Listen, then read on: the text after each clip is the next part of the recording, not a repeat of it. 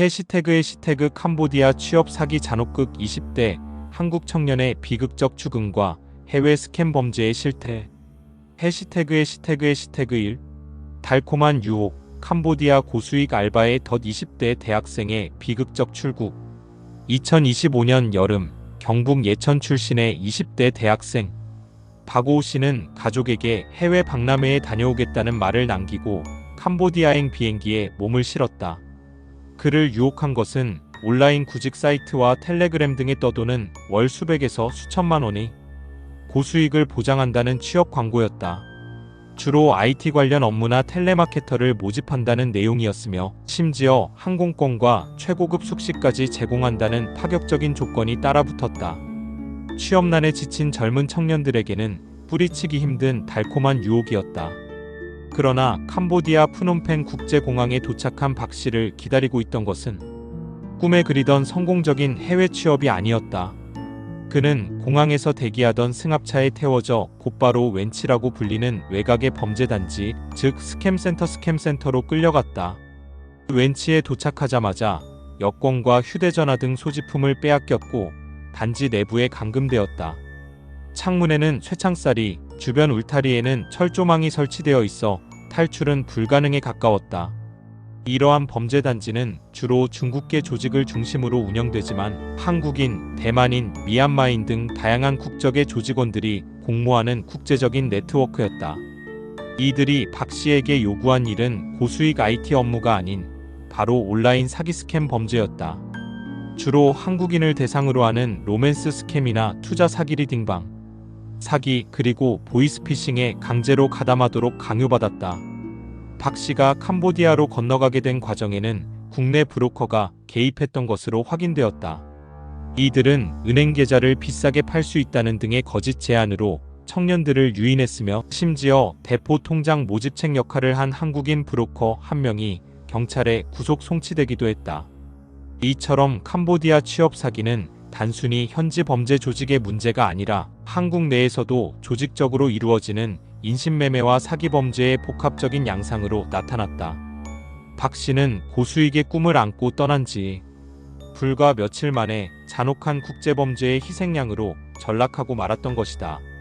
해시태그 2 고문과 협박 강제적인 범죄 가담과 인신매매의 실체.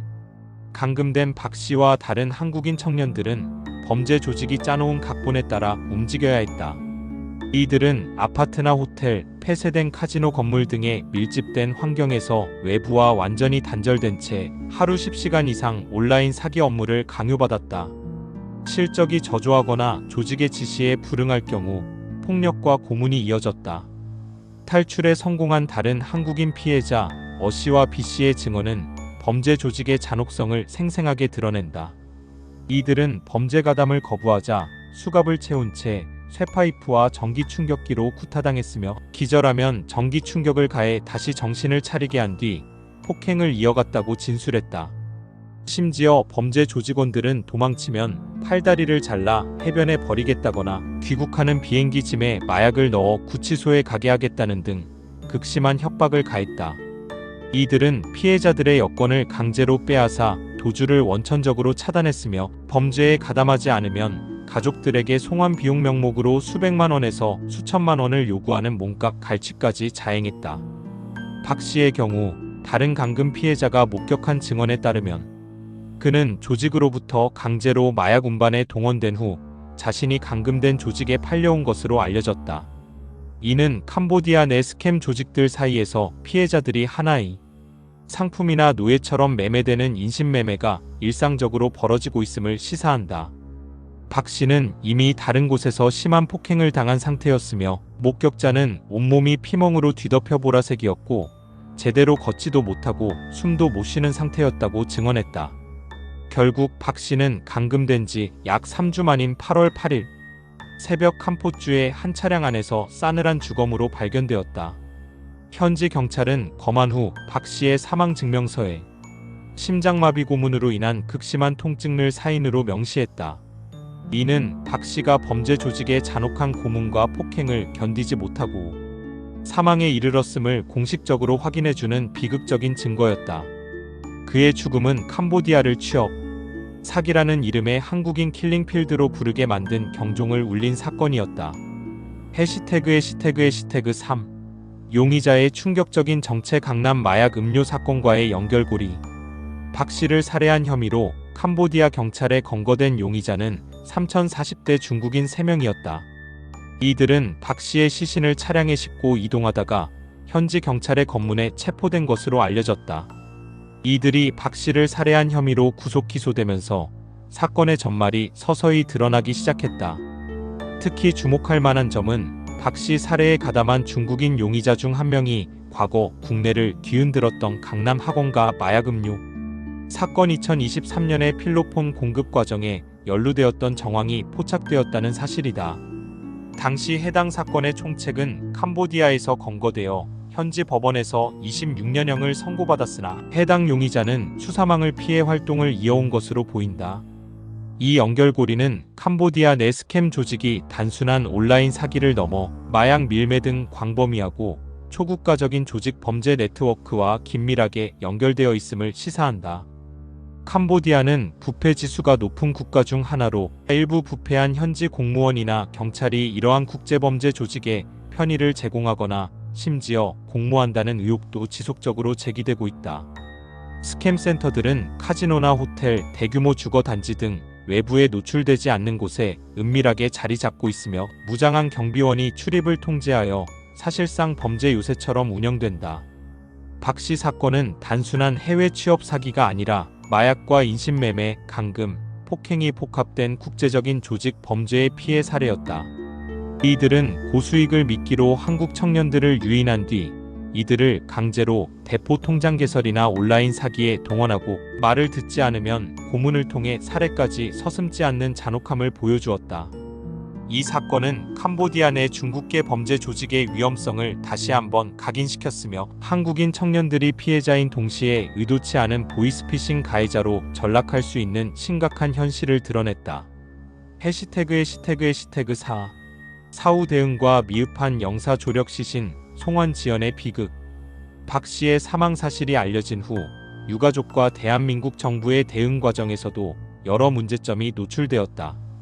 박 씨의 시신은 지난 8월에 발견되었음에도 불구하고 2달이 넘도록 국내로 송환되지 못하는 비극적인 상황이 이어졌다. 이는 캄보디아 현지 경찰과의 부검 및 법적 절차 진행이 지연되었기 때문이었다.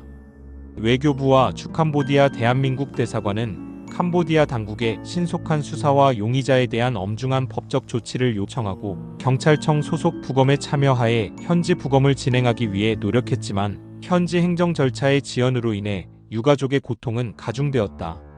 한편 캄보디아에서 취업 사기 및 강금 피해를 당한 한국인에 대한 재외공관의 영사 조력 방식에 대한 논란도 불거졌다.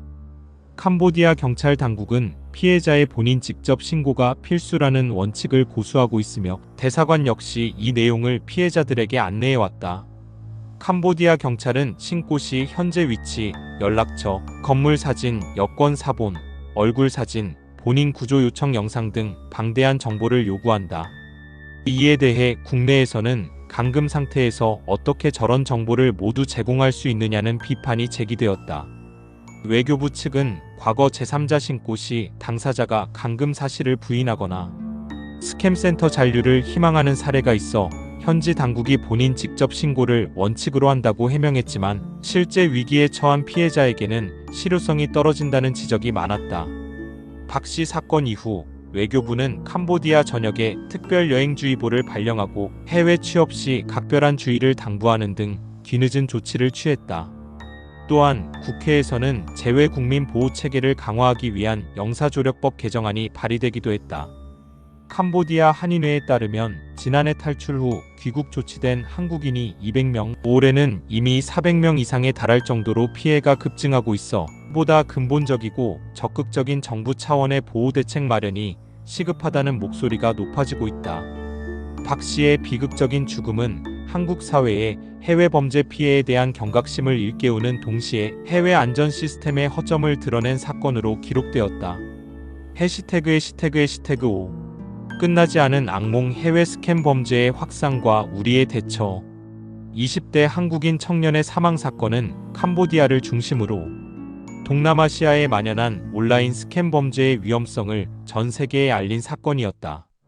캄보디아 내 스캠 센터는 국제적인 범죄 네트워크의 핵심 거점으로 UN 보고서에 따르면 캄보디아 내 이러한 시설에 구금되어 온라인 사기를 강요받는 사람이 약 10만 명에서 15만 명에 달하며 이들이 벌어들이는 연간 수익은 캄보디아 GDP의 최대 60%에 이를 수 있다는 충격적인 분석도 나왔다.